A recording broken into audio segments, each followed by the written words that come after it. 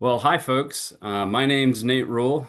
I'm a associate teaching professor at Rowan University in the Biological and Biomedical Sciences Department. And with me is Sarah. Do you want to introduce yourself, Sarah? Yeah, I'm Sarah Wright. I'm in the same department as Nate, Biological and Biomedical Sciences at Rowan. Been here, this is my seventh year. So yeah, been here for a while. Adds up quick.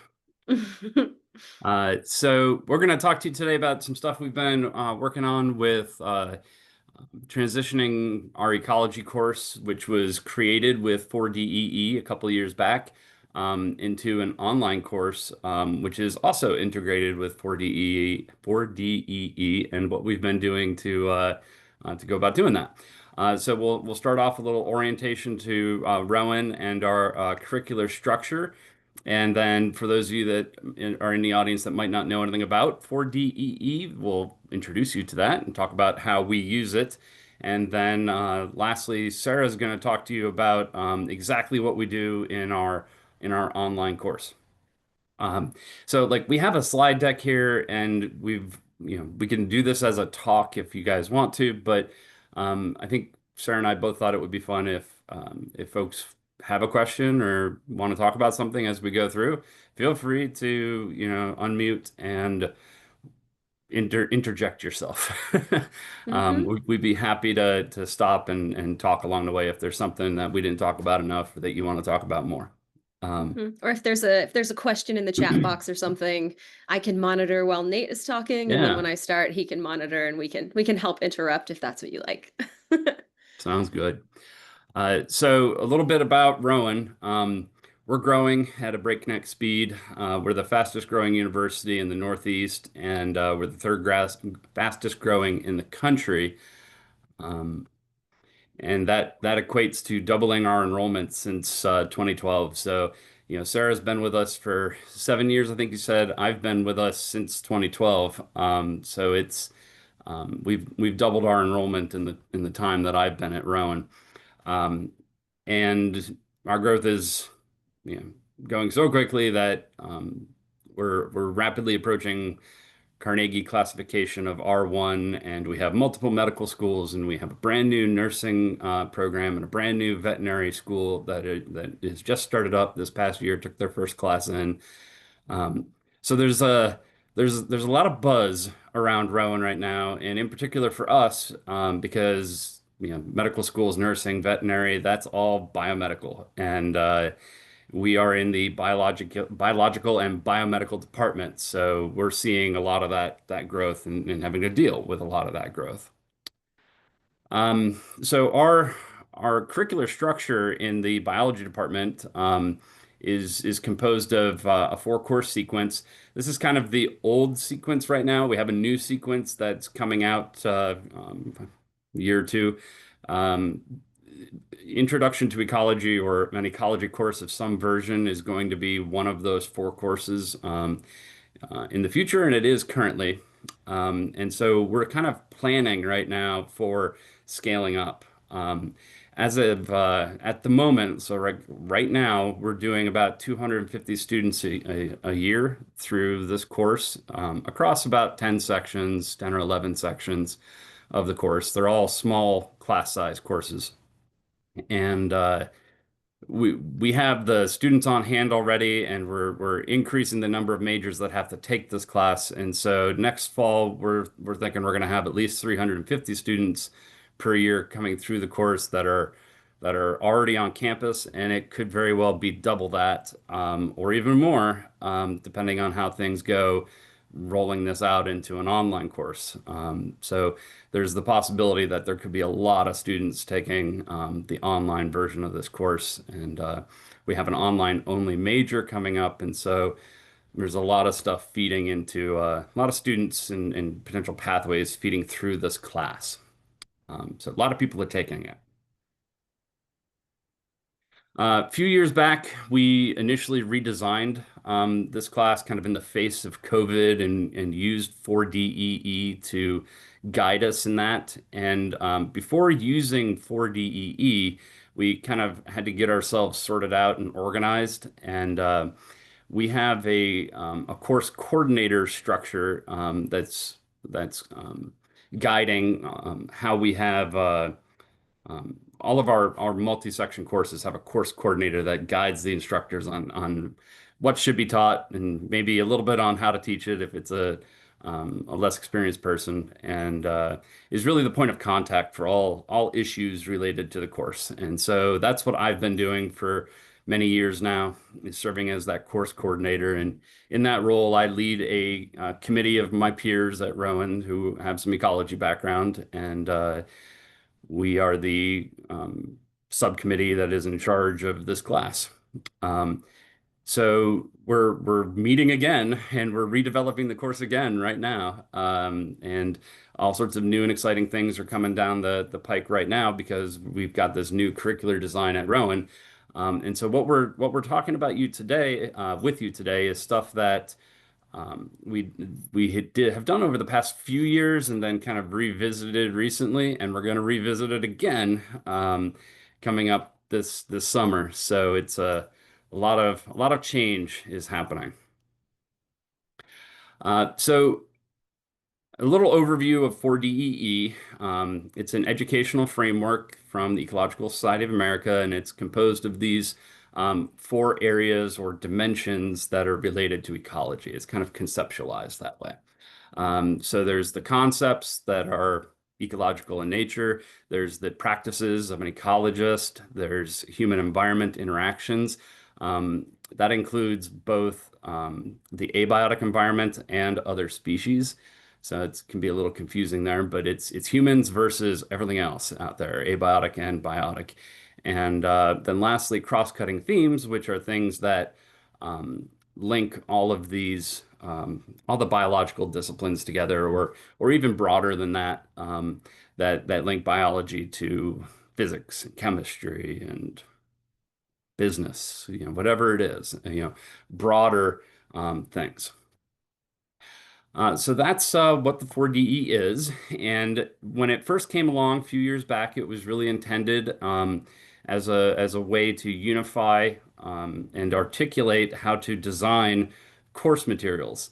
The idea being that course materials for a given lesson should incorporate all four dimensions of ecology. It should have all of those things in it.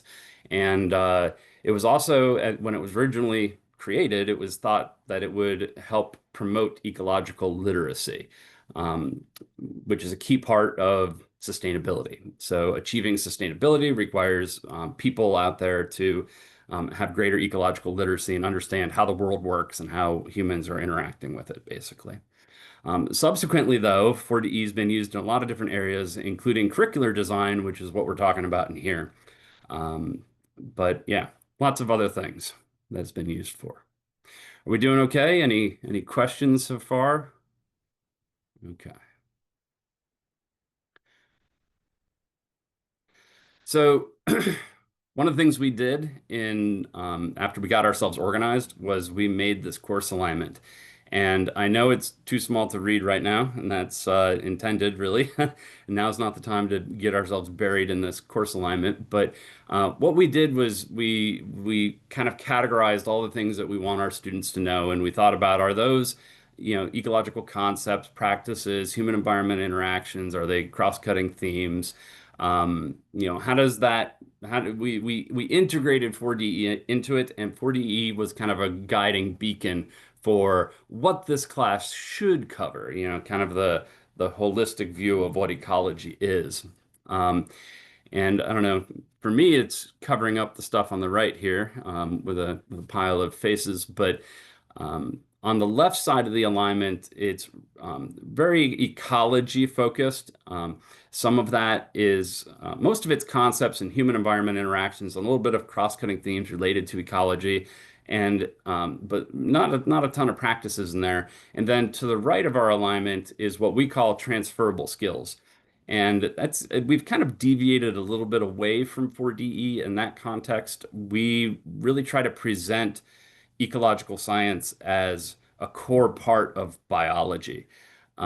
It's not a different thing. It's not its own thing. It is part of biology, and the skills that students learn in an ecology class are transferable into other contexts. So if we have a nursing student in the class, that nursing student's going to learn stuff that's useful. And they sometimes come in thinking, "Why am I here?" And we want to assure them there is a reason you're here, and that's because we're working on transferable skills. And so we've ecology practices are here. They're embedded in the alignment, but we think of it in a little bit different terms. Um, and we actually just updated this alignment. So this alignment is published if you want to go look at it. It's at that link down at the bottom of the screen, at that citation. But we actually just published it. I'm sorry, we just updated it. It's been published for a while. Uh, and that the new update is mainly focused on integrating AI. So we're actually going to be teaching students to use artificial intelligence in a way that we think a scientist should be using it, ethically. A key point, though, is that all versions of the class, regardless of the instructional modality. So whether they're an in-person class, whether it's hybrid with an in-person and remote or virtual element, or it's a completely virtual course, all instructional modalities where this course is taught utilize this document. Every instructor that teaches the course is teaching to this document. And where possible, we're sharing materials. So we've got a whole bunch of assignments that everybody is teaching, and we've had to modify them a little bit between online and in person, and they kind of cross-pollinate with each other. The stuff developed for in person will be used in online, modified, and then stuff developed for online was like, wow, that was great. Let's bring that to the in-person course, and so we've done that a little bit as well. Um, but yeah, I ended up revising the course this past winter and spring. The online course was originally developed by Sara back in 2021, and then AI happened, and nobody saw that coming. So it desperately needed an update, if for no other reason than to combat the misuse of AI in the course.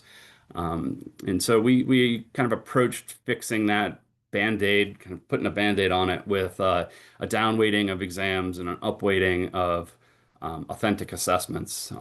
Authentic assessments are things where the student is producing a document, like a paper or an analysis.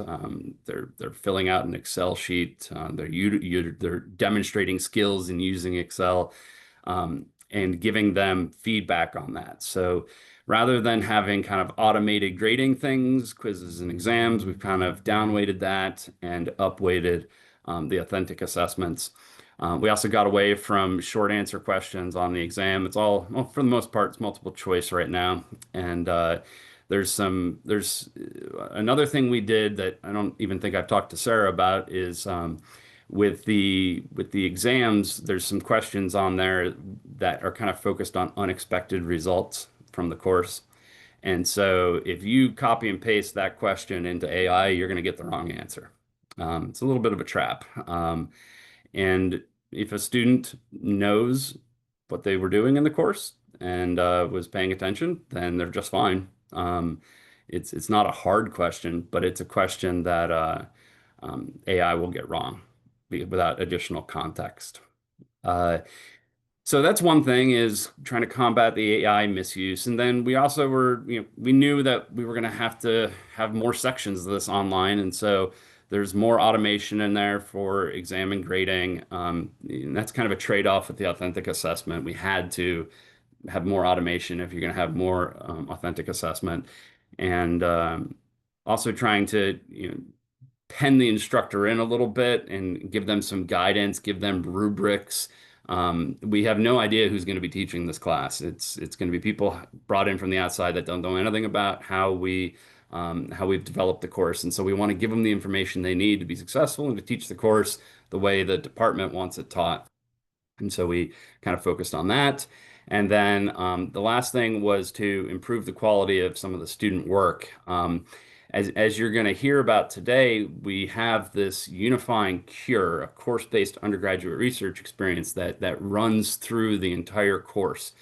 Um, And the in-person class is much more of a cure right now. And we tried to make the online class a true cure experience where students are collecting data and asking unique questions. But without the guiding hand of the instructor, that became pretty tough. And I think we're definitely getting a better outcome already by switching to inquiry-based learning, where we give them some data. Now, there's still a lot of tie-in between our in-person class and our online class. They're using data, in fact, from our in-person sections. So there's still a lot of similarity there. They're learning similar things in similar ways, but a slight difference in the approach. So that's what we've been working on with that, and I'm about to turn it over to Sarah. But before I do, let me just point out that here's a structure of the current online class. Um, it has, throughout all of the different components of the course, it has cross-cutting themes, ecological concepts, the practices, and human environment interactions. We have all of those things incorporated across the entirety of the course, and so we're constantly, coming back to those themes, those dimensions of ecology. And so I think that's my spiel, and I will shut up and turn it over to Sarah. So this course is an introductory lab course. That's what the students are getting credit for, a lab-based course. And that's true whether they're taking the in-person or the online version. And so whenever we were planning the curriculum and making that big framework, that big alignment, a big thing that we kept coming back to over and over is these students are scientists in training. We want them to have, like Nate said, transferable skills that scientists use in general, but also maybe if they deviate from that path, we get a lot of introductory students. We want them to also have skills that will transfer to other careers. And so as I made the first version of the online class, I kind of had this in the back of my mind of they're scientists in training and they need to be learning skills that scientists do. A big part of that science in training is ecological practices. It's the practices part of the 4DEE. It's the doing the science. So not just memorizing. I just gave a exam in my plant diversity class, and one of the students who's a chemistry major is like, biology isn't my thing. I'm not good at memorizing. And that kind of hurt a little bit because I thought biology is so much more than memorizing. But that's often what people associate with the subject. And so it was important to us to make it not just memorizing concepts and answering multiple choice questions, but like doing things that ecologists and scientists do.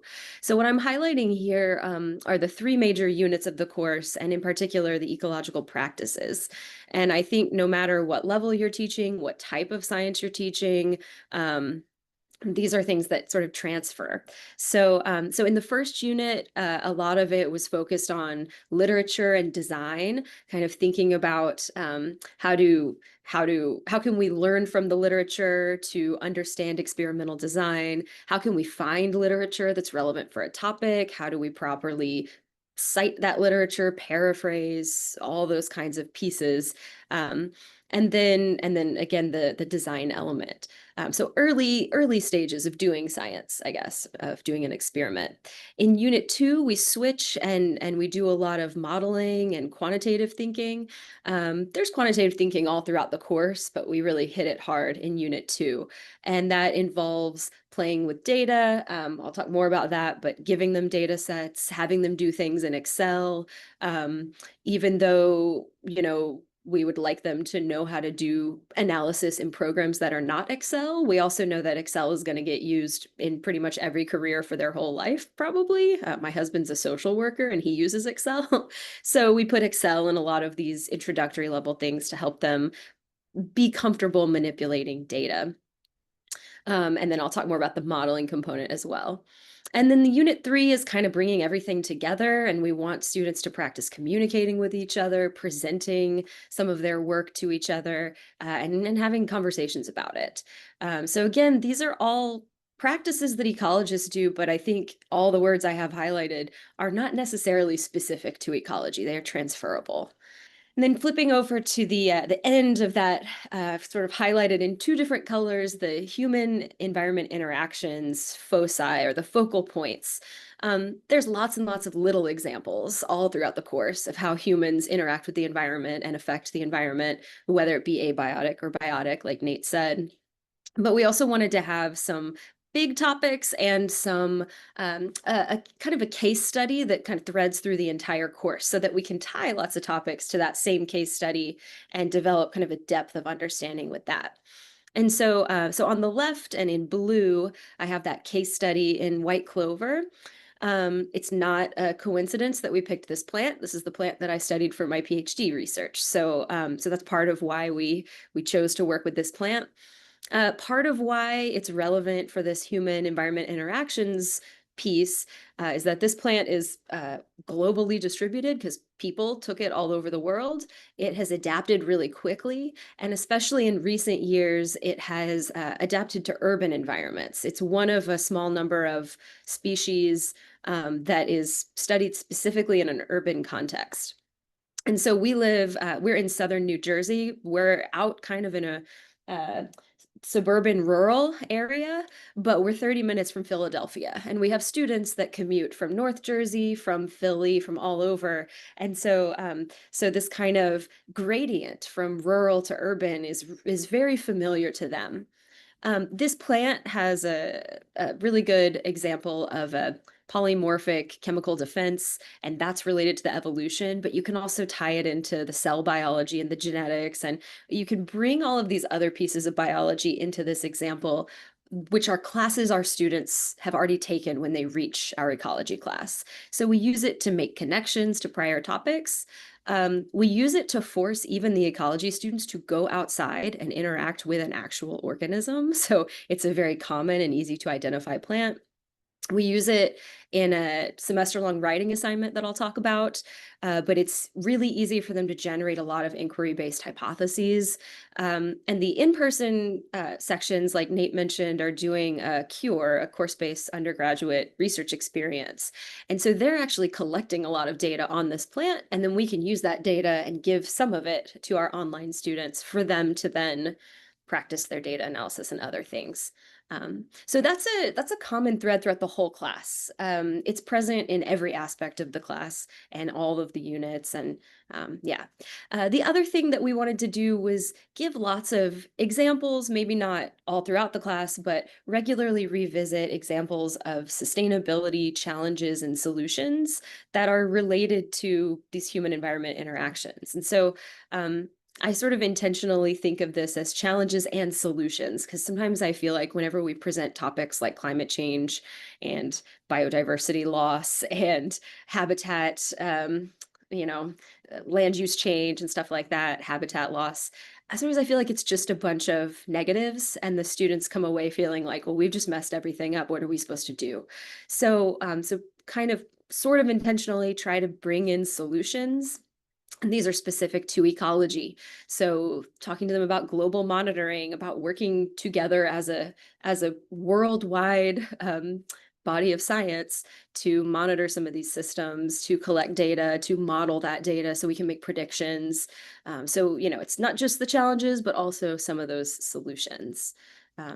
So keep these two colors in your head if you can. The blue is white clover, and the purpley color is other aspects of human environment interactions that pose sustainability problems.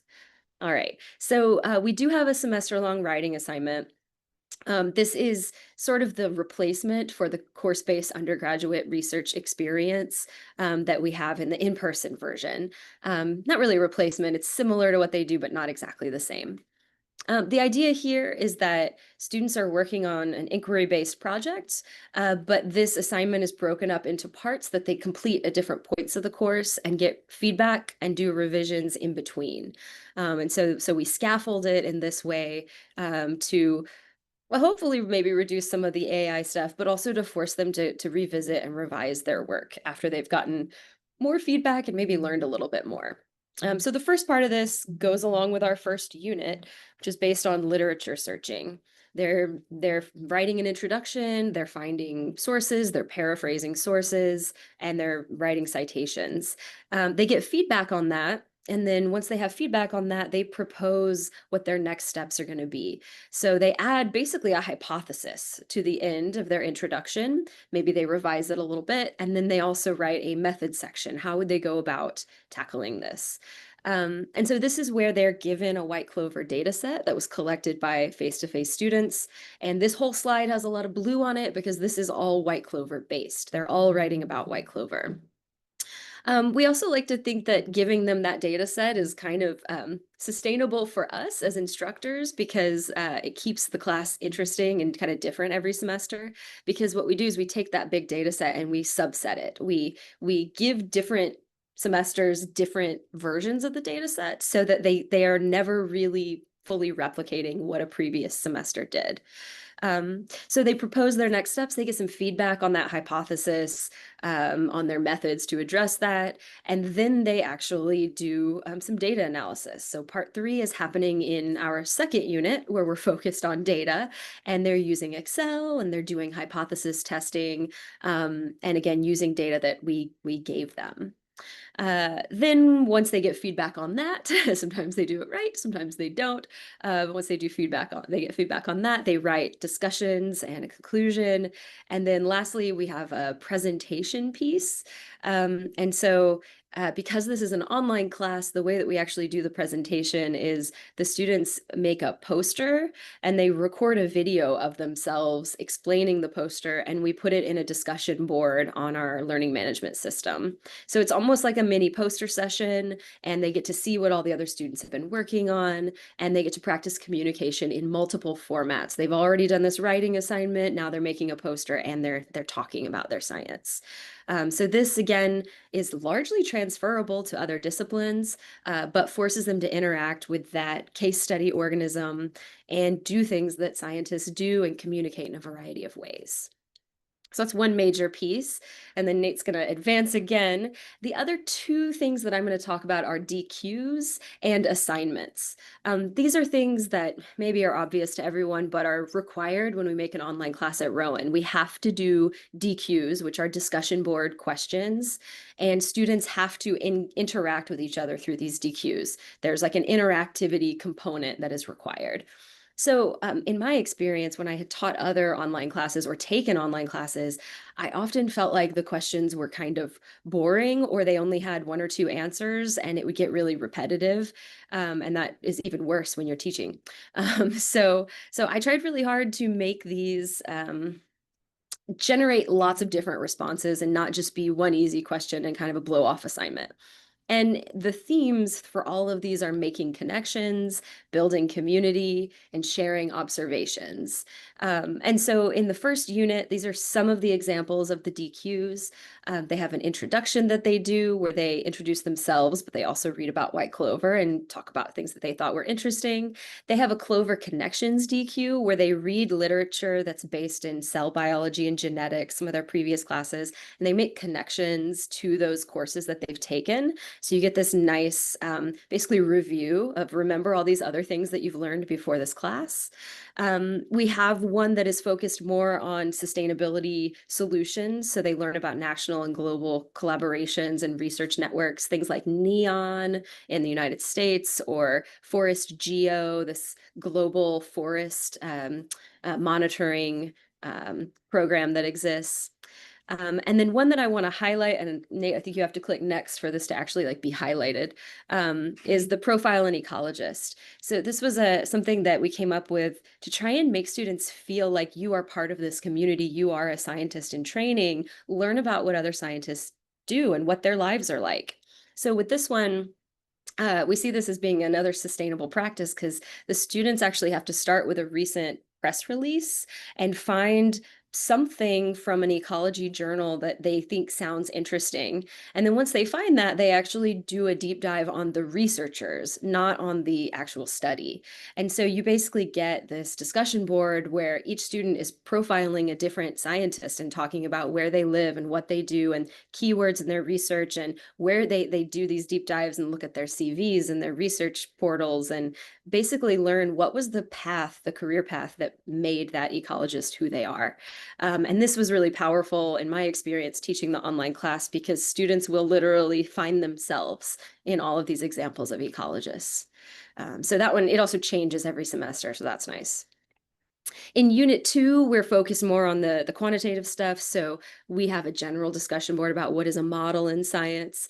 But then we have a more specific one related to these sustainability solutions. How do we apply modeling to tackle some of these big problems that are related to human environment interactions?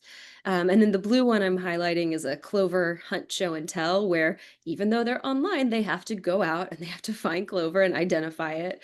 And then they have to come back and show and tell us a little bit. And there's questions in there, but tell us a little bit about what they observed as they're kind of making their hypotheses for their writing assignment. And then lastly, in Unit 3, um, there is a little bit on citizen science, so talking about how everyone can kind of be part of this as part of a solution to some of our global issues. And then because they're going to be making a scientific poster, they have a discussion board on what goes in a scientific poster. And they look at examples and they kind of have a discussion about what's good, what's bad, what do these even look like. So those are all DQs. But then we also have assignments, and then the assignments are more applied. They're about practicing the skills, learning new concepts, and then there's themes of sustainability and human environment or interactions throughout. So in our first unit, um, there's obviously, again, the skills they're learning are focused on literature and design. So that's what they're doing. They're literature searching, they're making citations, both in text and bibliographies. They're paraphrasing, which is very hard for them, but they're doing it in the context of white clover. So it's a familiar example, but maybe the science is still, challenging, but they know the example well.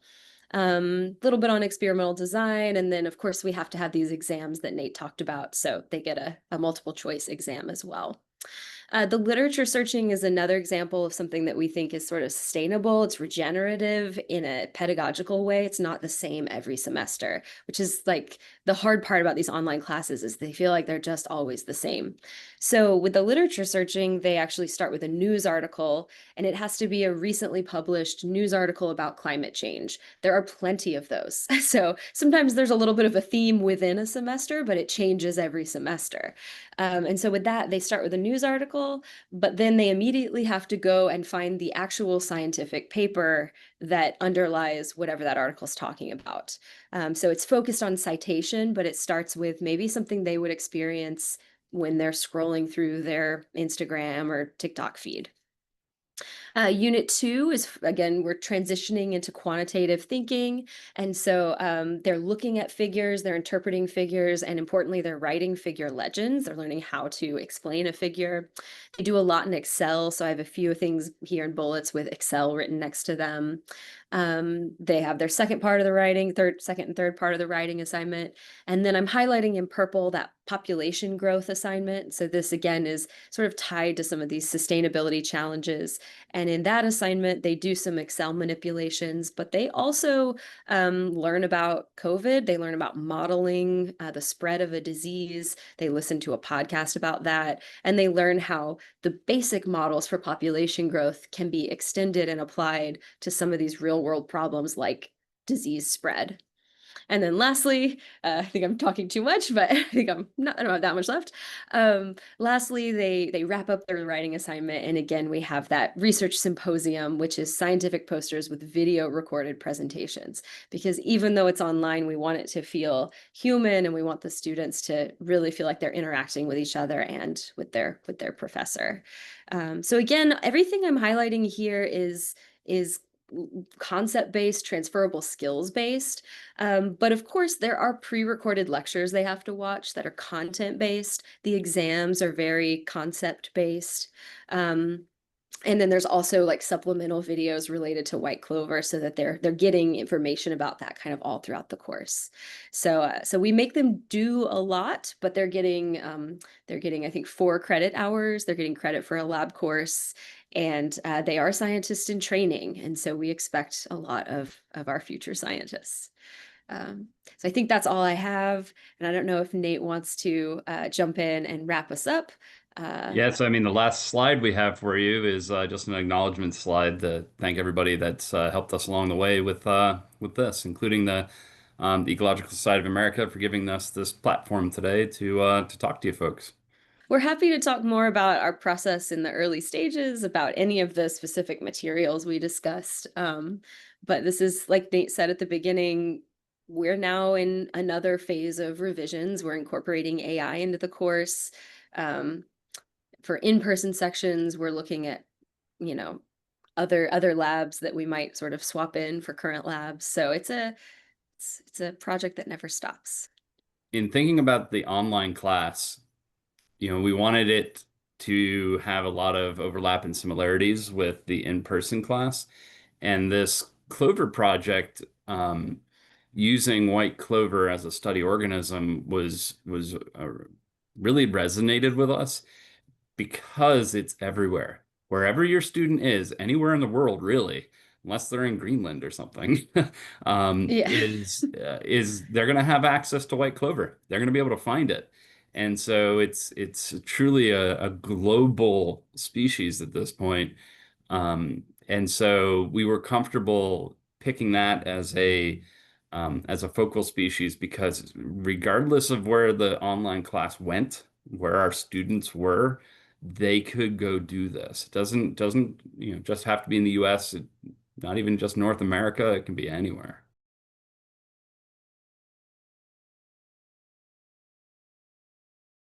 In terms of time, I would say that the instructor's time is about equal. The difference is in the online course, you're spending much more time giving feedback and following up with students who maybe aren't being responsive. Because there are a lot of assignments, but you don't have a scheduled meeting time. It's completely asynchronous, and you don't have any lectures that you're doing. Those are all pre-recorded. So again, the time is more about engaging and making sure the students are getting the feedback that they need and feeling connected to the class. So I would say it's about the same amount of time, but a different way you spend your time Yeah, and that's make that's it pretty work. accurate. I'm teaching both an online section and an in-person section, so that's two courses right now, and I'm doing that mainly because I'm the coordinator. I want to make sure I know what's going on in all these classes that I'm responsible for. Uh, but yeah, it's a similar time investment, but you're spending your time in different ways. So whereas if you're teaching an in-person class, you have fewer assignments and maybe less individualized feedback to the students, but you have more individualized feedback if a student has a question. You're developing a much more close relationship with the students. You're actually spending your time lecturing sometimes, doing active learning exercises in the class. So you get to know your students a lot better, and they get kind of an individualized experience in their learning process, but maybe not so much individualized feedback on particular assignments after they've turned them in. Whereas if you're in the online version of the course, the lectures are recorded. And so Sarah already did that work for you. It's on that course when you teach it. And so you don't have to worry about doing that, but you have a lot more things to grade. The number of things to grade is a lot higher. And we've automated some of that stuff, but not all of it. Yeah. It's in a typical week, just a standard week, it's maybe a 3 hour grading load, um, maybe even approaching four Or hours. more. Yeah. In the bad weeks, Sorry which about for that. me is next week's going to be my hell week for that. Um, I've blocked 2 full days to do the grading for just that course next week. Yeah. And then the follow-up question for how many students, our so we at Rowan we actually have pretty small sections. So our in person sections, even though we serve hundreds of students, we have a bunch of sections because our in-person sections are 24 students each. online they push it a little more. They I think originally when we started doing more online that maybe Rowan thought, well, these are online classes, they're automated, so you can have as many students as you want. But because of how we designed the class and because of what we require of the students, it's a lot of grading. It can't really go that high. I think maybe it gets pushed to 28 or maybe 30 in a crazy semester, but Yeah, it's still pretty small. we're unionized and we have limits on how big the class can get. Yeah. And so the university kind of has to respect that regardless of the instructional modality. I think in the perfect world for them, they would make these massive courses, which are 200 person courses, in which case we would have to change how the course is Yeah. structured and Yeah. what the grading looks like in it. But because we're able to maintain a small class size, we can really I'm really pushing that the online class be as close to the in-person class as possible, like that we maintain equivalency between these courses as much as possible, and that includes the number of students, it includes the the equity for the instructor and how hard it is to teach Yeah. the two different versions, and it Mhm. includes the grade distribution. We don't want everybody in the online class getting an A and then everybody in the in-person class getting a C. Yeah. We want them to be of kind of an even difficulty. Yeah. And I said this at the beginning, but they're getting credit for a lab course. So there's a lot of assignments, but imagine like you would normally be meeting with them for nearly 6 hours a week and they would be getting lab credit with the lectures they're doing. So it's a lot. And I had something else I thought I was gonna say. Maybe it'll come to me in a second. But yeah, I mean, because it's a lab course, it's kind of more in that way. And the way I thought about it when I was designing it too was like, yeah, they would have normally 5.5 hours in the classroom plus homework and stuff. So it's not nothing. It's a serious course. You don't take the online course because you want an easier grade. You take the online course because it's more accessible, because you can do it at any time from any place. So I think of it more as an accessibility difference, not a ease of taking the class. I was just curious about dealing with AI. How do you deal with students who hand in stuff? Because a lot of it is written. How do you deal with them handing in ChatGPT generated responses to their methodologies and so forth? So I think that's a I'll let question for Nate take me that one. because Yeah. I'm the one that's been teaching it recently and been dealing with that.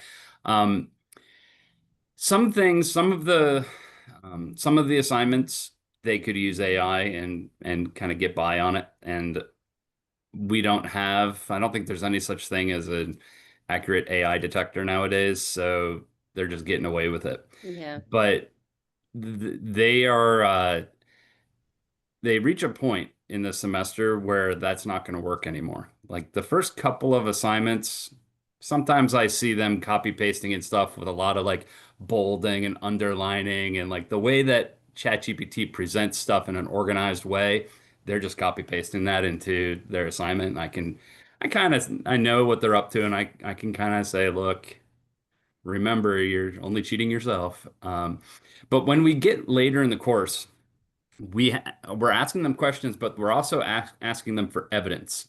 And they can answer a question, but they have to give us the evidence too. And that evidence is an Excel sheet. And that's an Excel sheet that's filled out in a very particular format. We don't just say, hey, go do a t-test.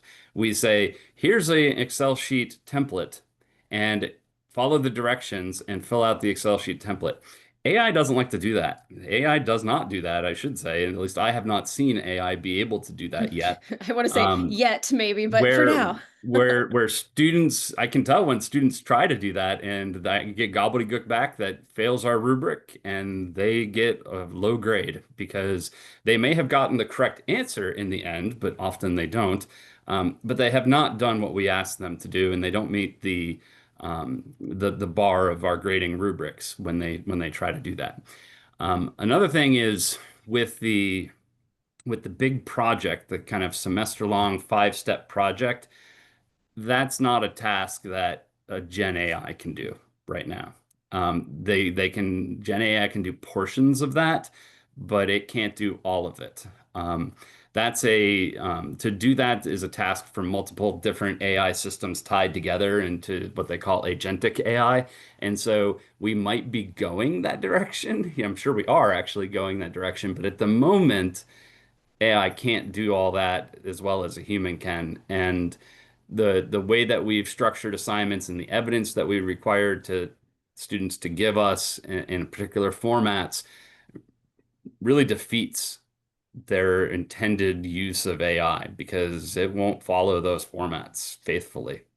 Yeah. Um, and when you are giving them so much personalized feedback on their project, on their data analysis, it really forces them to, even if they're using AI on like an initial assignment, when you give them so much individualized feedback, it really forces them to not use AI in order to fix some of those things. AI can't do all those things. So that's been our approach thus far. The new stuff that's coming is actually training them to use AI. So where we where we've kind of drawn the line right now is we just slapped a band-aid on it and said nobody use AI. But that's not really fair to the students. Some of them are paying attention to that, and some of them are not. Um, and so it's not fair to the people that are playing by the rules to let the other people continue to not play by the rules. And so we're gonna try to even the deck here, even the playing field, and also give them some useful transferable skills that they can use across other domains of learning and in other contexts in their daily life to solve problems in an ethical way. Hmm. And to use AI in brainstorming periods, in early hypothesis generation, in, or, like teach them how to use it, like Nate said, in an ethical way that will help them generate ideas, but then they still have to go and follow through with certain things.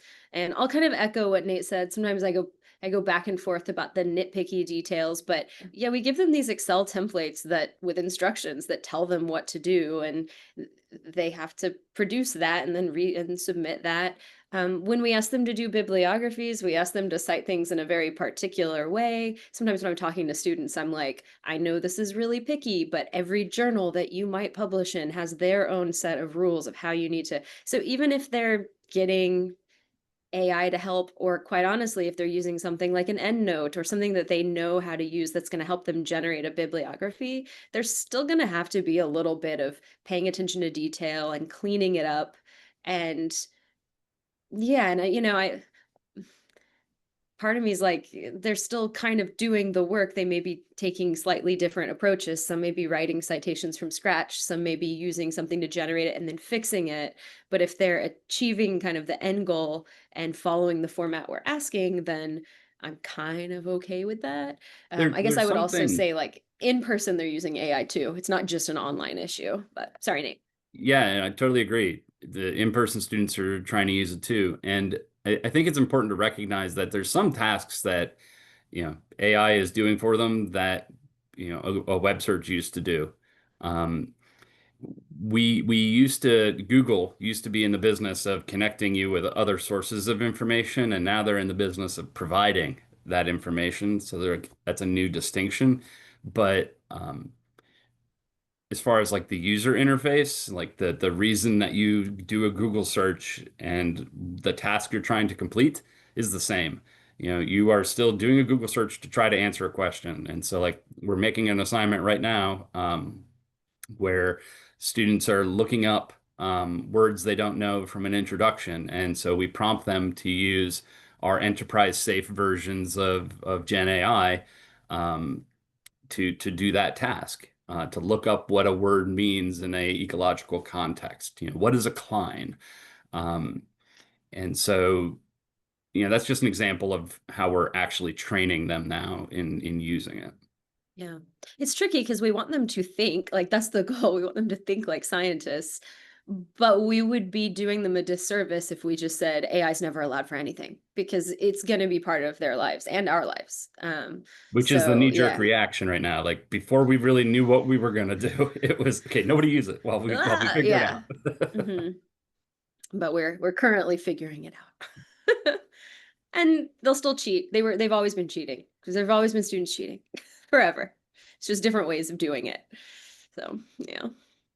I haven't gotten around to doing this yet, but I'm for a course I'm teaching in the spring, I'm going to have an extra credit assignment where I'm going to try to fish out all these ways that they could be cheating. I'm going to give them extra credit for doing a little video where they demonstrate an AI-enabled app and how it would help them with their class. And in the context of that class, it could be helping them to identify a plant outside or using the Merlin app to identify a bird noise, anything like that. Hmm. And that's going to hopefully open my eyes a little bit to all the possibilities that are currently out there. Hmm. This is a different class, but I take my plant diversity students outside and they have a couple projects where I encourage them to use apps that do identification. But then I take them to plants that I know are problematic during times of year when there are no distinguishing features. And I say, everybody get your phone out and everybody tell me what it is. And they give me like 8 different answers or sometimes more than that. And so they realize very quickly in like 1 minute, oh, there are problems. Like some people are getting the right answer, but also if I move my phone this way, it tells me a different thing. So it's again, the AI, the way we're trying to present it is it's an early tool that you might use. I kind of think of it at the beginning when you're trying to get some information, you're trying to narrow things down a little bit, or maybe generate ideas. And I also see utility. We haven't talked about this as much in our class, but I see utility on the back end. I have this help me clean it up, right? Like I have this written, can you catch any typos? Can you like that could also be a useful use of AI. I know in computer programming, a lot of professionals are using AI to clean up their code or find their bugs, not write all of it, but help me fix it. It's faster. So I see it as a front and back end thing, but can't replace the thinking that is like the core of whatever task you're doing. We But we've it's been tricky. living with AI for a long time. I mean, spell checkers, Yeah, grammar so much is checkers AI. in word processor programs, those are driven by AI. Um, it just took a giant step forward in being, with generative abilities that are Yeah, pseudo creative. yeah. I always laugh too because half of the things on my cell phone that say they're AI were already there. They're just being called AI now. So it's also kind of a word that the people are trying to slap on everything. And Thank you so much for this. It's super inspiring. I teach a large intro ecology course in a professional school that I've been charged with making an online version, and I have a lot of aversion to that. And you've shown me a model that how it can work and how it could be inspiring and work for the students. I was curious about how you mentioned how the online development has informed your in-person teaching, and if you could give an example or two of the ways in which you've improved your in-person teaching through your thinking process or development of the online. Yeah, so an obvious one for me, the seminar at the end of the online course, where the students are preparing a video and they are going through their poster. Actually, I'm not remembering. Was that your idea originally, Sarah? And then yeah, yeah. yeah. I called So it a research symposium yeah, discussion yeah, board. yeah. And so it's been tweaked a little bit maybe in the most recent version, but now that was an innovation that we did for the online version.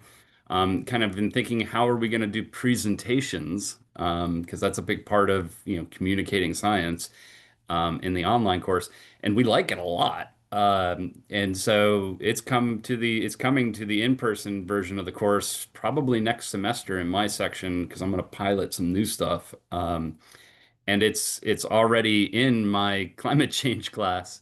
But you're I doing it in person instead of as videos, is there? Because I do like um an in-person symposium, similar thing, like they present at the end. And I thought, how am I going to do that?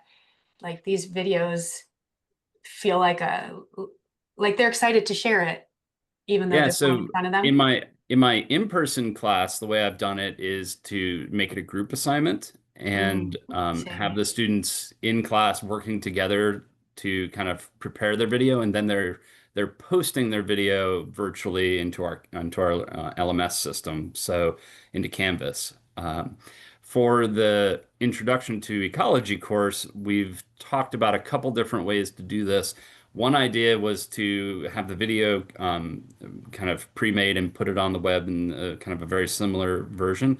Another is to just literally have a seminar where the students are at various stations around the room and they have their poster displayed on their laptop, and they've got folks rotating around the room and filling out little peer review things as they do that, and really model what a poster session is like, but at the level of the classroom. And that idea is in how to go about doing that is really coming from the online version. Yeah.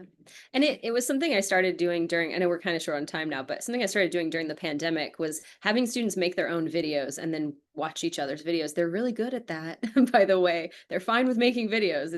But what I knew was in my in-person classes, every time we have a presentation day, what happens is the students who are presenting are terrified. Every other student in the class is not paying attention. They're freaking out about their presentation. And I'm trying to grade, but I can't even keep up. And then I'm stressed out that I'm not being equitable and I'm missing something.